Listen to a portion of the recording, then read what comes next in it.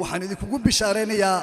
maqaayadii Jubba Restaurant oo dib u habeen lagu sameeyay Jubba Restaurant waa maqaayadii bulshada waa maqaayadii shacabka Jubba Restaurant waxaad ka heli kartaa hilibka oo nooc walba leh kalluunka ama malayga oo nooc walba leh isagoo duban isagoo shiilan intaba iyo waliba digaaga ama doorada qof walba suu yaqaano oo kala duwan bariiska iyo baastada ayaan ka maqneen cabitaanka oo noocyo kala duwan saladka hadii aad marka qadayso ama aad ka cashayso anaa ku huba inaad marar badan ku soo laabanaysaa waxaad ku dhigan kartaa xafladaha nooca aad doonto aroosyada xafladaha soo dhaweynta dhalashada iyo wixii la halmaalay intaba Jubba Restaurant waxa kuugu diyaara shaqaale loo carbiyo soo dhaweynta iyo maamul khibrad u leh iyo waliba ku aqoontiisu sareyso adigoo waliba ka dalbanaya nooci aad doonto dikoorka ama sharaxaada aroosyada iyo xafladaha intaba Jubba Restaurant waxay kula diyaar yihiin in ay kugu keenaan cunadaada ama raashinkaada meel alla meeshii xaflad ku dhiganayso delivery baabuurtii ayaa diyaara Jubba Restaurant waxay ku taalaa magaalada Stockholm ee dalka Sweden xaafada akalla ka soo horjeedka Husby Baden wixii faahfaahinta inta dheer kala xiriir taleefanada shaashada ku qoran